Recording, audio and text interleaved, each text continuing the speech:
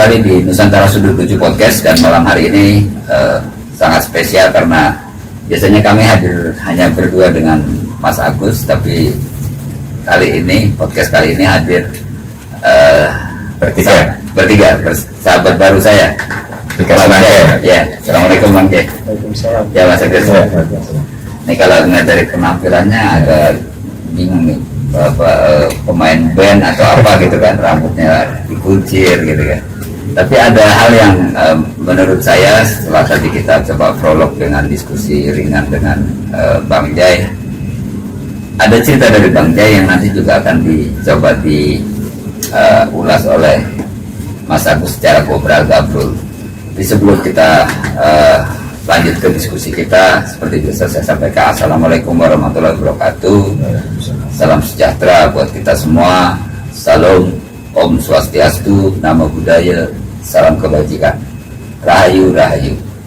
Ya, Bang Jai dan Mas Agus, podcast kali ini kayaknya agak serius, walaupun formatnya mungkin ngobrol gabrul. Ya, tapi kita belum salam ngobrol gabrul, Bang. Kita biasanya kalau ke ini salam ngobrol gabrul, Bang. Jadi kita kasih tahu. Ya, Salam ngobrol gabrul. Jadi malam spesial ya, 3 serangkai. Ada yang agak keluar dari pakem saya diskusi dengan Mas Agus kemarin kita bicara ketokohan, kemudian sejarah, juga ada semacam mencoba mengulik realitas di medsos gitu kan.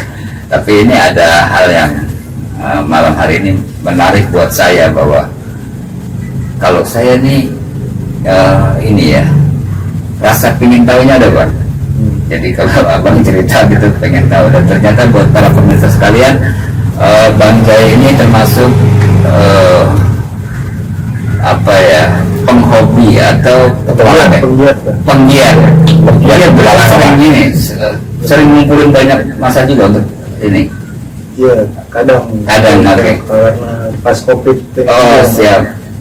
Jadi Bang Jai ini adalah pendaki gunung, dan kalau bicara pendaki gunung, saya juga dulu Bang suka mendaki gunung, cuman nggak kayak Bang Jai. Paling Gunung Gede, Putri, itu sekitar itu aja. Itu juga karena ada tugas dari kegiatan pramuka Bang, nggak lain dari itu. Jadi gini, ini ada kaitannya sama Mas Agus, karena kalau kita cerita nanti diulasnya sama Mas Agus. Dalam versinya beberapa boleh Mas. Iya. Saya sedikit bisa kasih prolog kepada para pemirsa sekalian bahwa yang disebut pendakian itu menjadi satu hobi dari sebagian besar. Ini nggak muda nggak tua sebetulnya, tetapi banyak kaum muda yang ingin merelaksasi pikiran, kemudian ingin mencoba berpetualang ya, dengan cara mendaki gunung. Tapi yang saya coba telisik dari kegiatan ini adalah dimensi yang agak kaitannya dengan hal-hal yang goib gitu kan. Saya sering menonton itu Bang di YouTube, itu cerita-cerita soal cerita pendakian, misteri pendakian gitu kan. Apalagi kalau udah bicara misteri pendakian, itu kadang saya pantang Bang, saya dengerin gitu ya. Karena saya pribadi pernah juga mengalami hal-hal yang menurut saya goib di Gunung Gede Pangrango. Kadang ini perlu ada kajian ya, berpikirnya bisa jadi semacam halusinasi atau memang fakta atau bagaimana. Dari cerita yang ada di YouTube itu serem-serem Bang. Tapi ini maaf saya potong ya. Abangnya tuh menilai goib itu dari sisi apa gitu? Nah itu dia. Kadang kan kita sudah terhalusinasi dengan banyak cerita ya. Saya sebelum kita naik satu gunung gitu, awas jangan A, B, C, jangan berkata kotor, jangan melakukan hal-hal yang tidak senonoh misalnya. Yang sederhana misalnya, jangan nyampain gunung gitu kan, buang plastik segala macam. Terus kalau bicara itu yang saya tangkap itu, tapi kalau dikaitkan dengan yang hal itu saya mikirnya begini, ya gunung itu sepi bang. Iya. Saya mau di gunung itu sepi. Kalau bicara sepi itu kan, jangankan gunung bang, rumah aja kalau sepi kita takut ya kan. Iya. Nggak ditempatin berapa lama, itu rumah kalau ditempatin berapa lama, kalau malam ada suara kotak-kotak gitu kan, katanya tikus sama kucing. Itu Mas Agus. Ini saya coba ngulik Bang Jai dulu ya. Apa yang saya lihat di informasi dan yang saya lihat dari YouTube atau cerita teman itu, pengalaman Bang Jai tentang menganalisa bahwa gunung itu juga ada hal-hal yang perlu disikapi ya.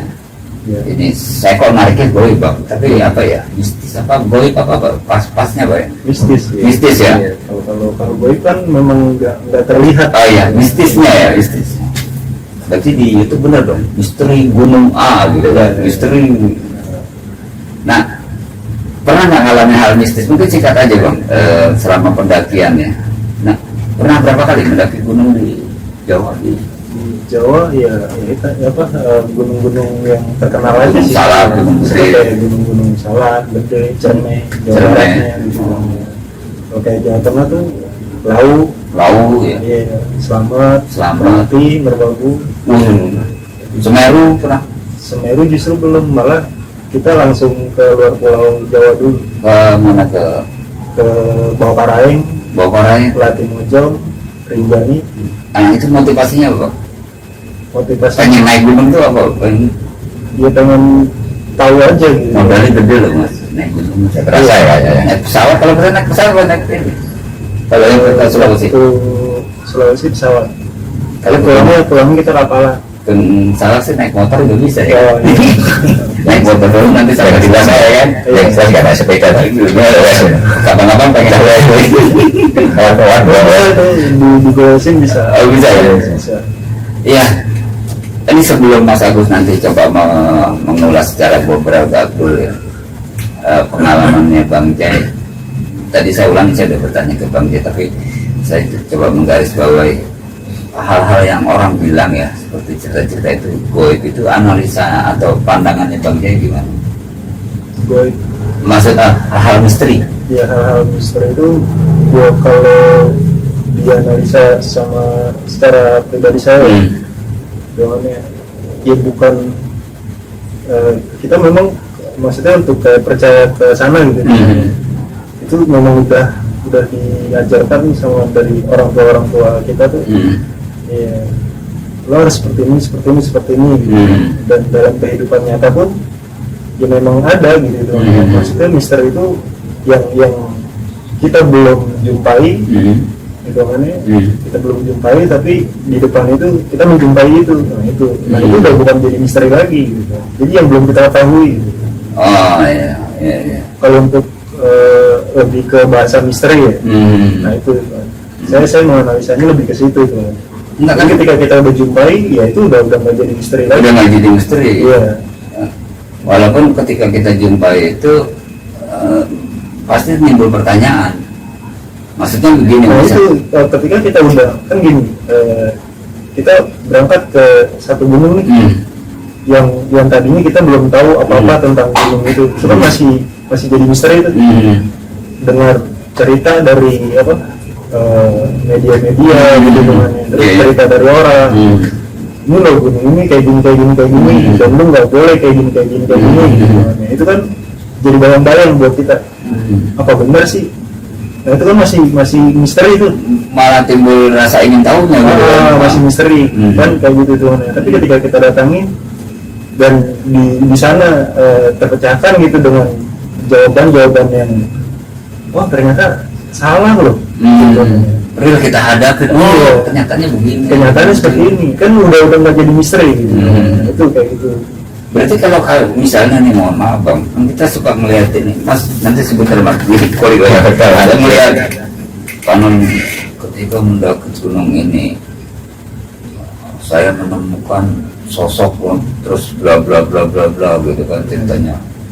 Nah kan kita melihatnya, cerita ini akhirnya kalau buat kita tuh semacam ini bang, informasi yang kadang secara pemikiran itu suka jadi mindset yang terekam, dan ketika kita melakukan jadi ragu, takut segala macam kan muncul seperti itu. Iya.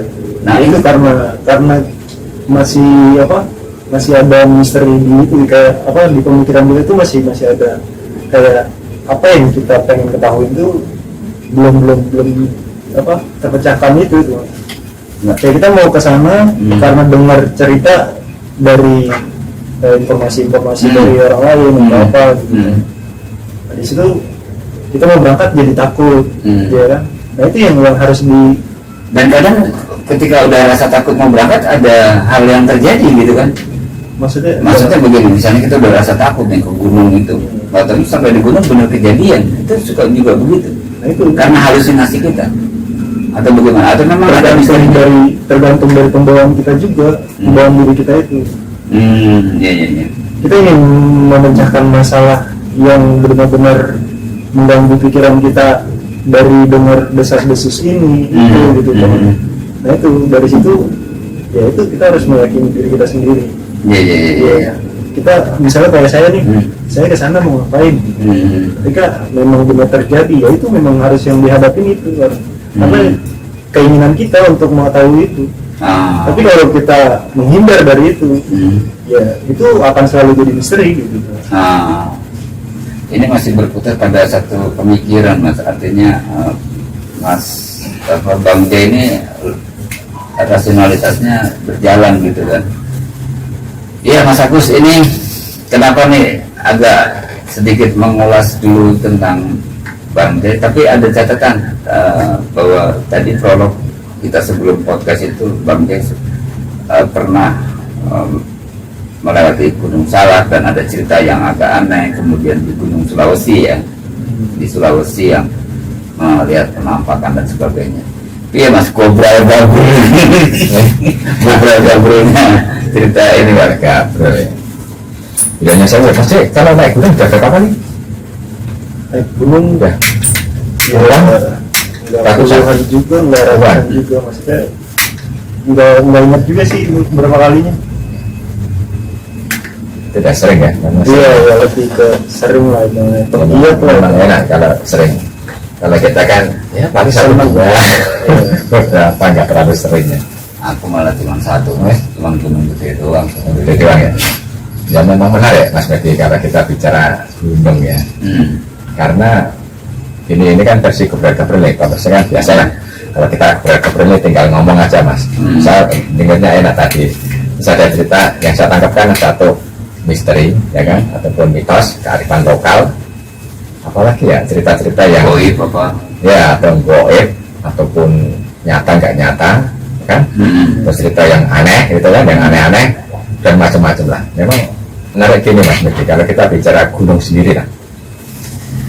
Kalau tadi deh Mas bilang gunung kan hampir sama di setiap dunia itu kan ada gunungnya nih, tiap negara ya, negara gunung-gunungnya. Cuman potensi gunung yang unik cerita itu kalau saya telah memang di Jawa. Jawa ini unik cerita. Anggap aja kalau kita mengacu kepada Jazirah Arab misalkan, itu ada Gunung Uhud, Jabal Rahmah, itu kan gunung, tapi gunungnya beda sama gunung di Indonesia ini. Di sana kayak bukit aja kali. Nah itu bukit dalam mungkin apa? Kan gunung ketinggian ya berarti ya. Ketinggian berapa gitu? Dia lebih kalau gunung itu satuan tuh merucut ke atas gitu. Tapi kalau ada gunung lagi, gunungan lagi itu lebih ke penyebutannya lebih ke pegunungan gitu. Oh, pegunungan. Iya makanya Pulau Jawa itu lebih ke pegunungan sih yang itu. Lebih ke pegunungan. Iya pegunungan. Jadi kalau yang apa? Gunung itu satu kesatuan tuh itu yang disebut gunung gitu dalam itu apa kata bahasa Indonesianya yang literasi itunya gitu. Gunung. Tapi kalau untuk kayak misalnya di Sulawesi gitu. Kalau di Indonesia gunung yang mana? Ke pegunungan. Indonesia ini setelah nyebut gunung kayak Lau gitu, Lau Merapi gunung Merapi, Merbabu, terus apa yang Semeru, nah itu gunung. Itu gunung. Nah, berarti potensi gunung kan banyak nih di Jawa.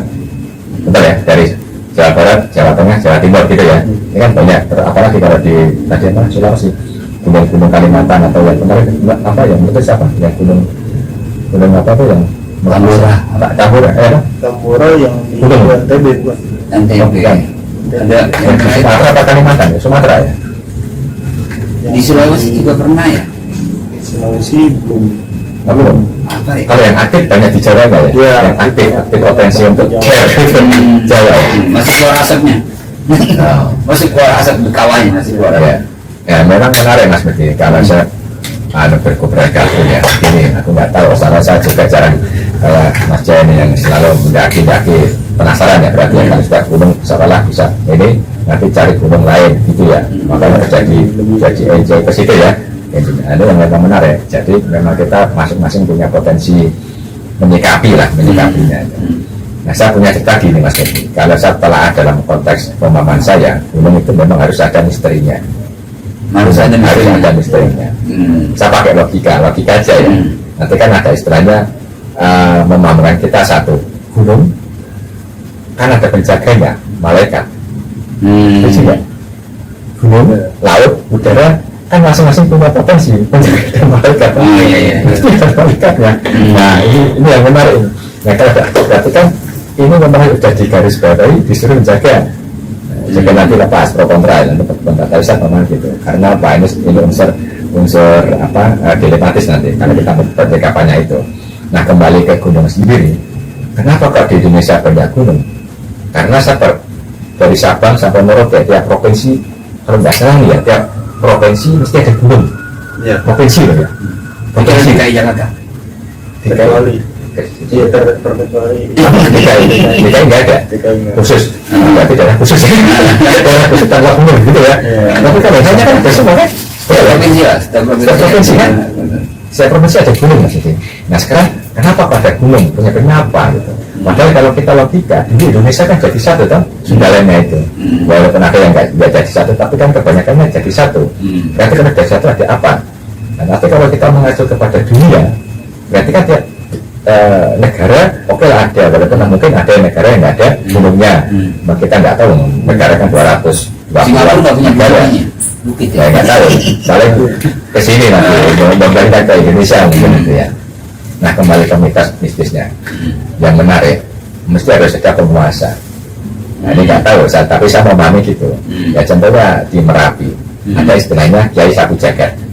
Nggak tahu dari sana terus tanya cerita itu. Belum tahu. Nanti kita bisa ulas itu.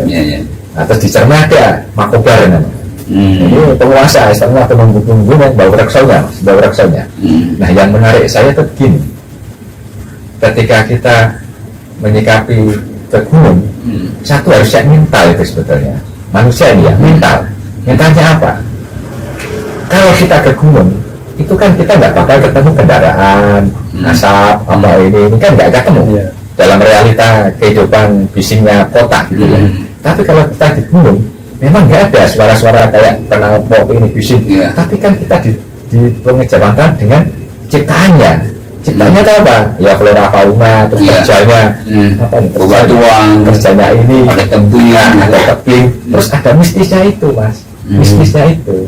Sehingga kalau mental kita memang nggak siap untuk mistis, dalam arti gini lah, sing gampang aja. Kita jalannya bisa tersesat kan? Ini kan mungkin bisa tersesat ya, betul ya? Kebanyakan pola gitu. Nah, begitu kita nggak tersesat, olah akal kita dalam arti rasa kan harus diuji. Ada siap nggak untuk tersesat? Kalau siap mental mungkin Anda enjoy, mesti nekat aja. Tapi kalau nggak siap apa ini mental ya, ini terjadi ngepar kan? Ngepar ya waduh, ini waduh. Ya itulah yang menjadikan dropnya apa ya? Mental ya, stamina, terasa gitu ya. Semua ya, drop Mas. Itu yang akhirnya memberikan celakanya para pendaki itu. Dari mental kerana semua langsung terasa kembali. Saya tidak pernah ngalamin. Tapi kalau saya duduk mana saya membayangkan seperti itu. Nah, yang menarik terus ada mitos-mitos tuh. Mungkin ada suara gamelan, ada suara ini. Mungkin saya pakai logika juga. Di gunung kan memang ada apa pemukiman mungkin di bawah. Dengan ada irama gaungnya. Terus ada juga yang mungkin di situ nggak kedengaran tapi dengarnya di gunung ya bisa juga. Saya pakai logika aja, mungkin hukum kuantum apa kimia atau apa ya, mungkin ya fisika ya untuk menentukan suara, terus di sini baru kedengeran. Itu sah-sah saja, wajar-wajar saja. Antara mistis nggak mistis, mitos nggak mitos, kan terjadi ya. Saat ini nggak kepercayaan kita. Nah, yang menarik, misalnya kita nggak setuju. Yang menarik ada cerita, kita begitu mendaki ketemu orang nih, ketemu satu orang, begitu naik kita kayak apa nggak kelihatan ya. Tapi suatu saat orang yang kita lihat dari atas itu dia nongol dari bawah, dari apa belakang kita. Nah, tapi yang kita tanya loh, tadi yang depan siapa itu? Karena kejadian seperti itu banyak mas. Istilahnya mitos-mitos ataupun kejadian-kejadian. Nah enggak saya itu sah-sah saja. Karena apa? Ya itulah sifat gunung. Sifat gunung itu pengejawatan ketika ada ciptaannya ngumpul semua. Kita kan gara-gara enak aja nih. Mungkin dalam dunia Islam ada hablum minanas, hablum minallah. Hablum minanas kita kepada manusia, hablum minallah kepada Allah. Nah pertanyaan saya, hablum gunung, yara hauna, pomponan, di mana punya dimensi sendiri. Berarti hablum minanas itu harus Mencahnya apa? Tidak cuma manusia mas. Kan maksud jin juga. Jin ciptaannya apa? Gitu ya? Nah, siapa tahu dalam artian jin ada penampakan. Ya ini siapa tahu. Saya kan yang pasti yang akan memberikan apa gambaran-gambaran seperti itu. Nah kembali lagi dalam pengejawantahan lagi mas. Nggak usah gunung, nggak usah di gunung. Kalau kita berbicara untuk apa mistis mitosnya itu, di jalan pun bisa. Ketemu pernah ingat nggak? Ada keluarga naik mobil, tak tahu dia jalan, tahu di kebun yang nggak bisa dilewati mobil. Iya. Mobil ternyata masuk ke hutan itu. Tahu mobil ini kan perasaan supirnya tuh di jalan raya, tapi dia sebenarnya masuk ke hutan. Masuk ke hutan yang bisa kemana-mana, dan itu sering terjadi. Itu yang saya potong dulu ya. Nah, itu yang dibilang akan jadi misteri seperti itu. Makanya di situ kita disuruh berpikir gitu. Dan berpikir ya kayak bertindak gitu melakukan hal yang benar-benar apa sih yang mengganggu pikiran kita nih. Ya itu yang harus dibuktikan gitu agar biar nggak jadi misteri itu ya. Makanya kalau saya lebih berpikir ke situ sih. Mas pasti pernah nggak ingat ketika kita bicara misteri ditemukan akan ada misteri lagi, terpecahkan akan misterinya lagi, begitu terpecahkan akan misteri lagi. Jadi gini mas ya, kalau memang cerita mistis memang rata-rata kebanyakan gunung kan punya cerita itu ya, rata-rata ya, mistis, mitos, kearifan lokal, dan itu hampir sama ya. Maksudnya hampir ya cerita itu mesti ada gitu ya, walaupun nanti ada atribut atau nama yang beda, tapi kan tetap itu maksudnya sama kan. Nah itu masih menarik mas Medi. Karena apa? Ya mungkin kita bisa telah dalam artian gini. Kita pernah dengar, nggak tahu tinggal nanti para pegunung-pegunung apa, pendaki-pendaki pembukaan. Saya Sudakir itu kan menatakan pakai buminya di tanah Jawa itu kan ke Gunung Tidar. Mas saya pernah dengar Gunung Tidar, Gunung Tidar Magelang ya kalau nggak salah. Belum pernah. Nah itu ada mas, itu ada satu riwayat ini ulama besar dari Cuksono masuk ke Indonesia. Karena kan tanda tanya nih, kenapa Indonesia ketika ada penyebaran Islam yang secara secara mensos informasi ke sana ke Osman itu nggak ada cerita sama sekali. Ternyata ada konflik pemahaman lah, gesekan. Terus akhirnya apa? Ketika si Subakir datang ke Indonesia, dia itu ngasih ruatan kayak ngasih memberikan titik pemahaman yang mengunci dari segi gaib ya, segi mistis. Di Gunung Tidar itu mas, saya ajarkan paku bumi ya namanya. Sekarang ada itu, sekarang masih ada ya. Sekarang ada dan memang ada rujukan bagi para pendaki ataupun yang memang memberikan wacana ini ya, atau tidak ada paku gunungnya itu. Nah, kembali ke gunung, akhirnya apa? Saya simpulkan ini, ketika itu dimunculkan titik di situ, biasanya memancarkan kayak gelombang, kayak magnet, menemukan titik-titik itu tadi, yang istilahnya suwung, yang istilahnya apa ya, keramat gitu ya, keramat. Biasanya ditemukan kan titik-titik itu. Nah, kembali ke saya Sudakir, terus dia memberikan wacana bagi para ilmuwan di Indonesia ini akhirnya memang pecah pura-pura itu, maka harus memunculkan 3 karakter kuat itu, santet, pelet, ngepet itu. Karena ini keilmuan konteks di Indonesia itu ya, sebagaimana saya Sudakir itu. Nah ini akhirnya kan bubar istilahnya, bubar ini panjang ya, nanti kapan-kapan kita ulas. bubar yang sandatnya itu ke arah sini, termasuk Banten itu. Nah yang peletnya ke Gunung Lawu nggak tahu, ada ke Gunung Lawu ini. Dia memang pada porak-poranda ini. Ada sebagian ritual yang masih mungkin masih ada. Karena apa? Itu sebenarnya ke Gunung Lawu itu. Termasuk ini nggak tahu Mas Jaya kalau di Gunung Lawu ada nggak istilahnya model pesugihan ada pelet ngekaknya ini untuk memberikan wacana itu. Kalau yang saya temuin kayak pelet ngepetnya maksudnya dalam artian tuh datang ke gunung itu ya istilahnya pesugihan. Kalau kayak pesugihan itu, ya pernah memang ada ya. Iya, ada. Nah ini kan cerita-cerita yang lama Mas. Iya kayak kita ketemu orang tuh ada pesugihan iya, entah itu dia mau kayak kaya kah atau naik jabatan kah atau apa gitu tuh lagi mendaki ketemu tuh orang. Cuma biasanya dia naik di malam hari. Iya itu ya kayak naik di malam hari, di situ ada pemandunya. Entah itu orang pintar atau apa, yang menurut saya sih bodoh lah. Ya itu akhirnya mengisi cerita Mas, mengisi cerita di gunung itu, karena mereka ini memang bukan sporadis, memang arah ke situ. Saya pulang Kudus. Di Kudus itu ada Gunung Muria Mas. Gunung Muria, akhirnya sekarang Gunung Muria Mas.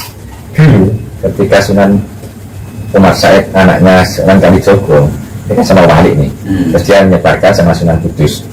Sunan anaknya Sunan Kalijogo ini ketika di Muria, terus disebut sekarang kan Sunan Muria nih. Dulu itu enggak Gunung Muria Mas, Gunung Marwah. Kayak dia ngambil konteks di Arab yang Marwah itu loh. Sama Marwah itu diambil situ.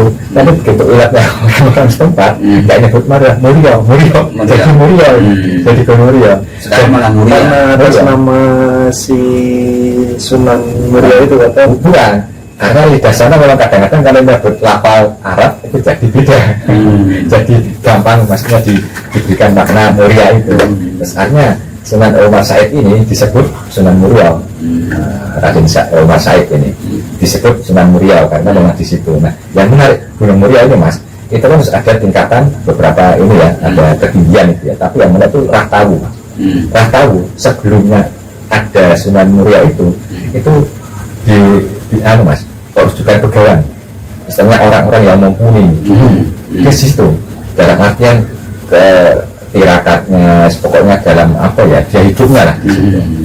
Benar saya Mas, ketika dia bukan mengasingkan diri ya, karena dia memang pencapaian jadi diri apa ya, kalau dukung kan pendaki gunung apa, keras hati ya, dong gitu ya, kayak gimana ya, gak bisa diungkapkan Mas. Karena saya pakai lagi, sama di gunung, sama di kota pasti beda. Karena ketika di kota melihat kebisingan dan keramaian, ini judiknya langsung di sini langsung nggak nyaman ini. Tapi begitu kita ke gunung, tengnya itu malah di sini nyambung, nyaman. Alam pikir terus mood rasa itu enak.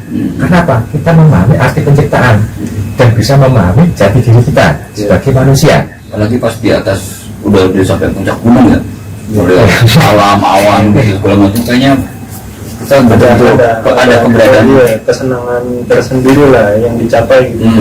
Terus ada ungkapan seolah kayak negeri di atas awan. Iya, itu negeri di atas awan karena kita melihat saran Allah tuh kok terasa betul pas di atas dan itu maknanya Mas. Maknanya apa? Makanya ketika kita menarik ke situ, sebetulnya kita itu bergesekan pada penciptaannya yang komplit. Yang komplit dalam arti ada satu gunung, terus ada flora fauna, ada hewan, terus ada demit-demit itu kan, demit-demit, terus ada kebesaran ya. Ini yang hakikatnya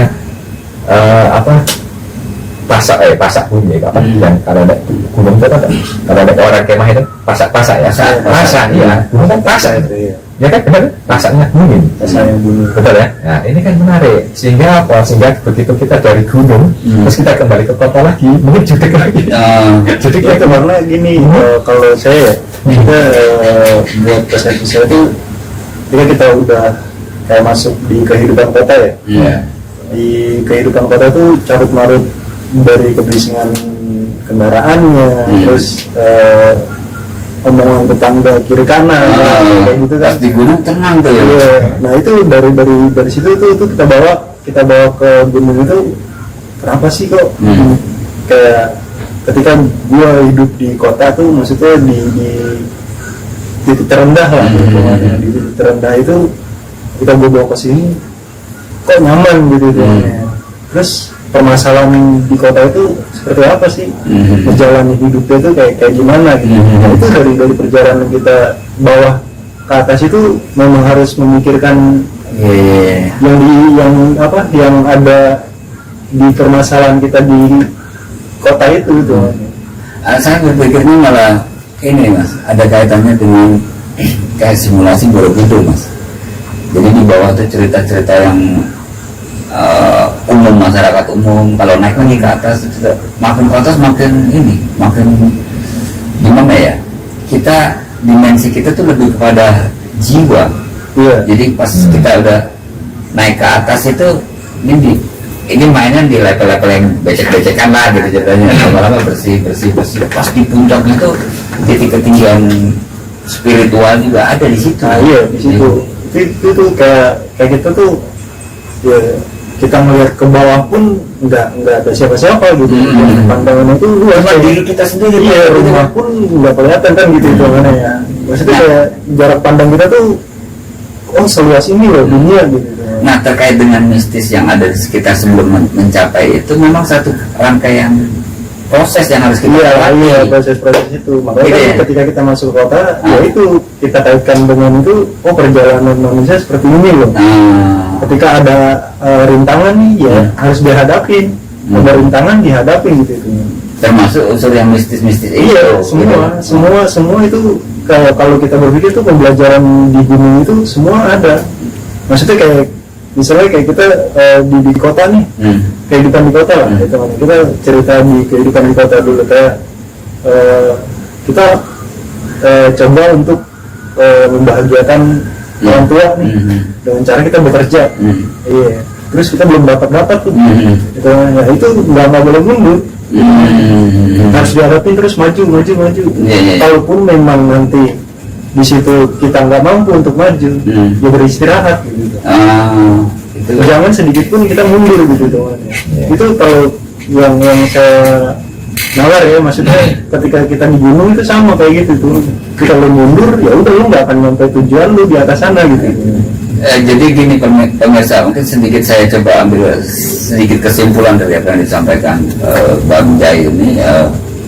Logika berpikir Bang Jai lebih pada rasionalitas berpikir ya, artinya dimensi yang ketika terjadi di saat pendakian itu dengan segala ceritanya itu bagian bagaimana kita bisa mengasah hati kita, mengasah diri itu untuk ya udah fight gitu ya.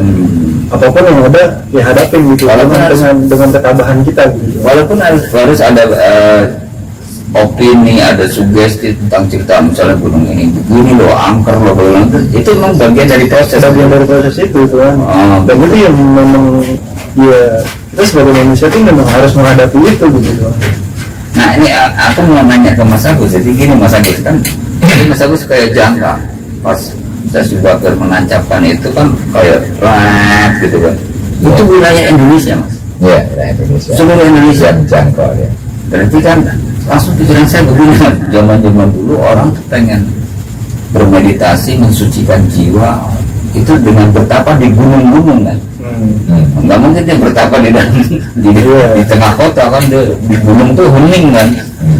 Maksud saya gini kan, ketika saya sebut sebagai dengan jangkanya ini, berarti setiap gunung itu punya istilahnya misteri masing-masing gitu ya. Ya memang menarik Mas, memang kadang-kadang kita lupa itu. Memang kita nggak lepas dari Bismillahirrahmanirrahim. Bismillah, kadang-kadang kita masih akan harus Bismillah dan kuat gitu kan. Nah, Bismillah ini bagi saya begini, memang ada kereligiusan ketika kita berhadapan dengan gunung.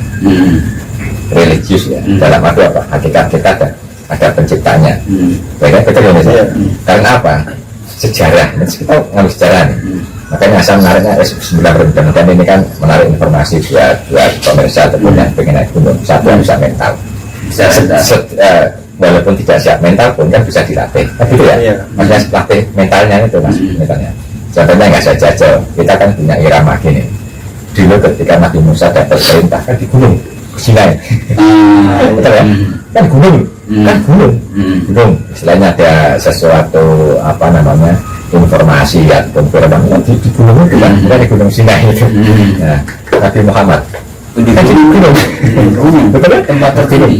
Dia bukan bertapa, menyendiri. Dalam arti apa? Keterangan jiwa. Dia mengasingkan diri dari carut marut kehidupan Karena kaum Quraisy itu kan, dalam arti oke lah, belum ada kenabian, memang belum dapat perintah, dapat apa diberikan wacana firman itu, tapi kan dia melatih. Nah, kan latihan nih, karena dari istilahnya ABG bujangan, terus dia menikah pun terus ke gunung itu, ke gunung ya. Nah, yang menarik ada cerita ketika Nabi Muhammad ke gunung, batu ini suara. Jadi ada ceritanya, batu ini kan negor istilahnya ngomong sama Muhammad itu, ngomong sama Nabi Muhammad ini. Nah ini kan makanya berdasarkan memang harus ada misterinya, harus ada gaib yang harus tersampaikan, kan gitu. Dan ini yang menarik, ketika dia mempelajari kan membuat karakter untuk maju, istilahnya untuk mental ini, untuk siap mentalnya itu mas. Nah singkat cerita, makanya ketika beberapa kali dia naik gunung, kan belum dapat perintah untuk ikra surat ikranya itu kan, ikra Bismillahirrahmanirrahim tadi itu. Kan ketika dia menikah sampai istrinya, nah kok Siti Khadijah kan penasaran juga dari kenabian, ciri-ciri kenabian sudah ada ke Nabi Muhammad ini, terus dia terus menikah sama Nabi Muhammad. Kalau nggak salah itu 15 tahun ditunggu kan belum ada. Jadi diri kenabiannya. Baru ketika Nabi Muhammad umur 40, dia menikah umur 25, berarti 15 tahun, benar ya? 25 sama 15, 40 ya? 15 tahun kan menunggu Siti Khadijah itu. Menunggu. Nah begitu 40 tahun baru ditemui Jibril dengan surat ikra, suruh dibaca ikranya itu. Dan akhirnya memunculkan dia menjadikan diri sebagai nabi akhir zaman kan gitu. Nah ini lepas itu Nabi Muhammad. Tapi kalau kita telisik nabi-nabi sebelumnya kayak Nabi Sulaiman, Nabi Daud raja gunung. Betul kan? Kalau kita dengar Nabi Daud itu raja gunung. Katanya Nabi Nuh terdampar di gunung. Iya kan? Makanya ini kan memberikan pelajaran sebetulnya. Gunung itu memberikan pelajaran. Sehingga irama apa? Ketika orang ngasih gunung di Indonesia Jawa pun menerima enak. Sama tahu Gatot Kaca? Iya. Gatot Kaca ampunnya di mana? Kalau Candro di Muko, betul. Kalau Candro di Muko itu digodok lah. Nah, berarti gunung ini memberikan apa ya referensi satu keilmuan yang notabene manusia harus belajar. Karena apa? Karena begitu kita menuju ke gunung itu kan nggak gemen-gemen mas Meki. Harus ada tahapan, mungkin baru setapak dua papak tapi begitu di pertengahan. Wah ini nyari kita nih. Kalau nggak siap atau nggak mental bisa nyasar, bisa nyungsep, bisa merosot jurang ya. Ada jurang ya, banyak jurang.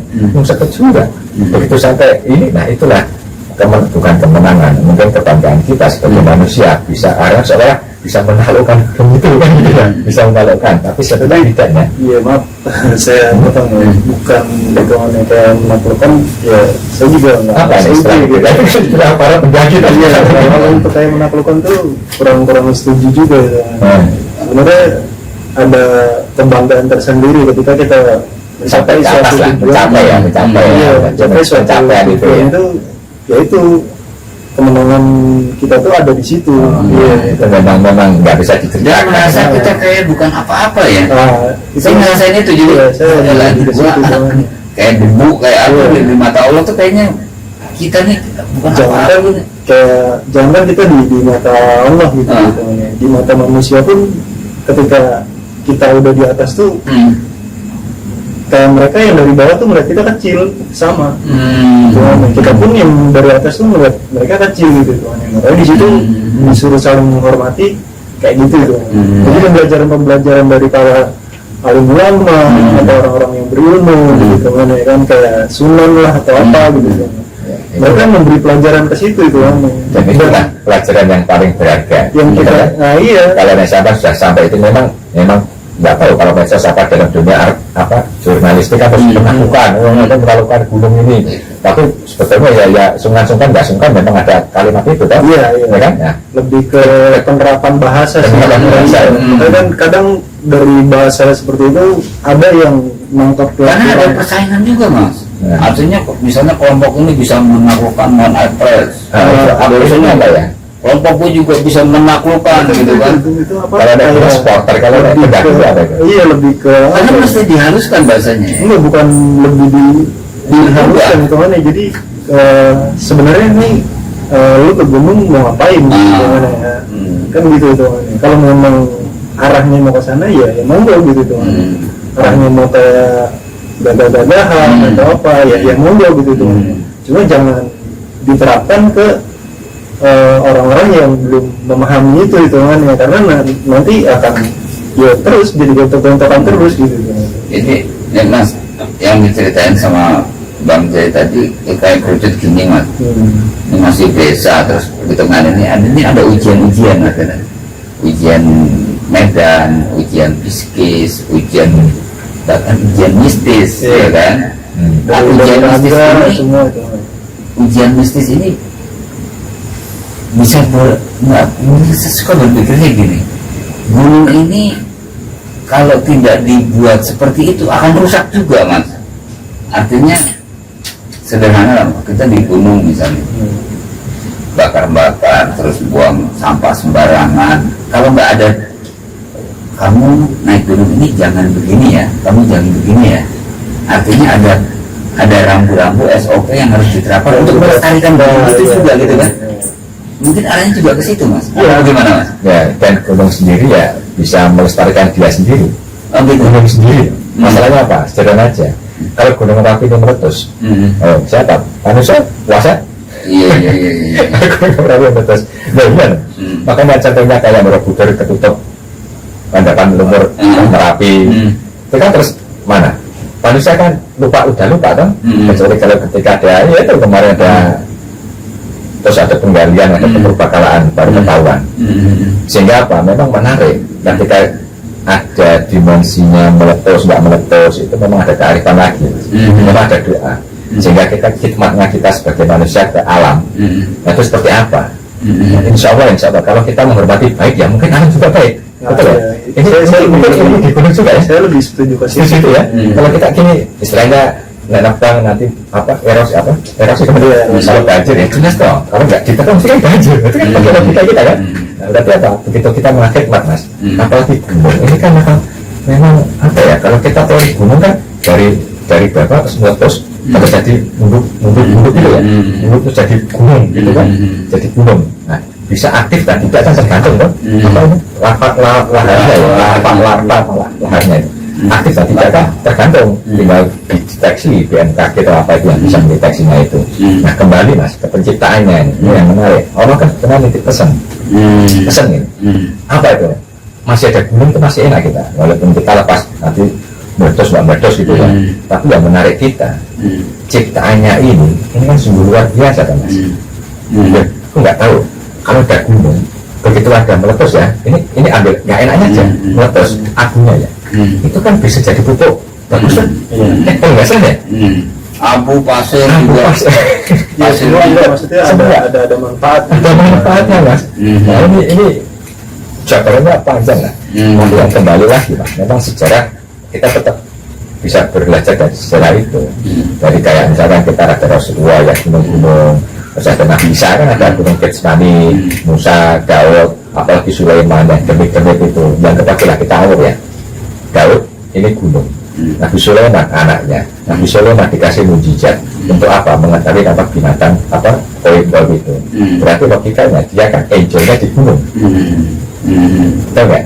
Angelnya di gunung karena ketemu semua, kan ketemu semua. Makanya kalau kita bergabung awur, nggak siapa tahu Nabi Sulaiman pada datang ke Indonesia. Iya. Temunya banyak. Ya, ini ada pikiran saya selalu ini. Artinya zaman nenek moyang kita dulu itu kan, kalau Bang Jaidat mengunjungi satu gunung, oh ini ada Patilasan di Jawa Barat, mungkin Patilasan misalnya kita Prabu Siliwangi. Berarti zaman dulu pun apa nenek moyang kita itu menjadikan gunung menjadi tempat yang sakral, yang mistis begitu kan. Nah, yang harus kita ini, saya ini ya setuju yang Mas Agus bilang, mental kita tuh mesti kuat dulu. Dan kalau dalam sasaran apa teknis praktisnya ini ya selain teknis untuk bisa mampu mendaki skill dan sebagainya, setuju juga mental itu jadi ini. Dan kalau cerita-cerita mistis itu hanya bagian dari bagaimana kalau pandangannya, kalau menurut cerita-cerita misalnya ada begini loh, nanti kalau ini begini kamu itu ya, lebih ke penguatan mental kita sendiri itu.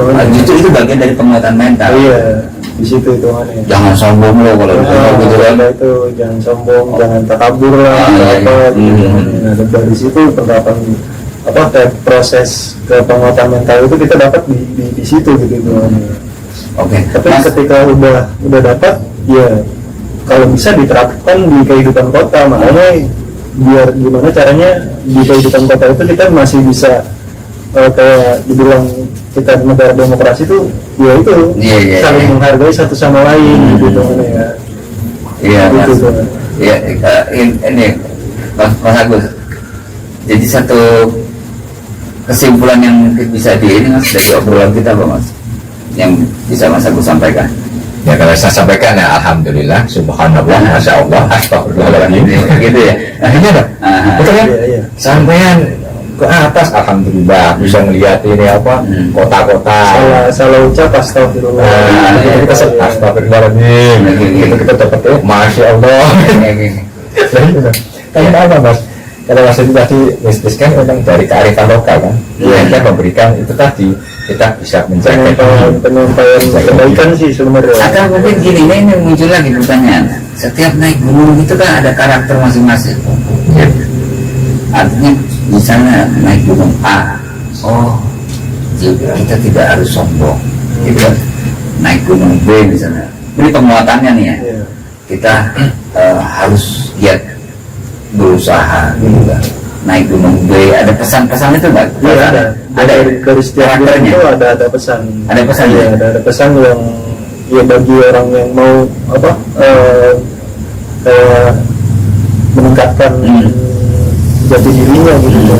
Maksudnya untuk membangun karakter jati dirinya itu di setiap gunung pasti ada pesan-pesan itu akan masuk. Setiap yang kalau dengar para limulanya itu keluar satu langkah dari rumah itu akan kamu mendapatkan ilmu. Itu makanya disuruh cari ilmu sampai ujung-ujungnya sampai akhir hayat gitu tuh. Sampai napas kita benar-benar itu itu di situ itu. Jadi setiap langkah kita tuh akan ada ilmu yang kita dapat kalau kita mau memahami itu. Iya. Tapi kalau kita nggak memahami itu ya nggak akan dapat. Baik. Baik, pemirsa sekalian, ini obrolan ngobrol-gabrol kita dengan Bang B dan Mas Agus agak panjang, tapi saya pikir ada hal yang penting perlu kita camkan, bahwa bagaimanapun ketika kita melakukan proses kehidupan, apalagi kita harus bersinggungan dengan alam, ya itu Mas Agus tadi yang ngomong astagfirullah, alhamdulillah, apa Mas? Iya, sebenarnya harus kita ungkapkan. Iya. Dan bagi adik-adik atau pelajar atau mahasiswa siapapun yang ingin merelaksasi pikiran secara spiritual, mungkin gunung bisa jadi tempat yang untuk ini ya Mas ya, ini Bang ya. Kita ke gunung itu mungkin akan muncul inspirasi, muncul proses-proses untuk penguatan spiritual kita. Bisa begitu ya. Di gunung pun di kota pun kalau memang kita lebih nyaman di kota atau gimana bisa dibangun itu juga. Iya. Cuma lebih ke realnya gitu teman, apa yang dihadapin itu ya memang coba ke gunung itu teman. Artinya bahwa pesan-pesan yang muncul mungkin kaitannya tadi saya bicara masalah mistis ini adalah bagian satu proses ya. Jadi jangan khawatir dengan hal seperti itu sepanjang niat kita baik untuk diri kita juga untuk orang lain, termasuk untuk alam juga. Poinnya ke situ. Begitu ya. Iya, lebih ke situ sih poin. Baik ya. Saya akhiri podcast kita kali ini, podcast Nusantara Sudut 7. Mudah-mudahan ada yang bermanfaat dari diskusi kita dengan obrolan kita. Saya tutup dengan Assalamualaikum warahmatullahi wabarakatuh.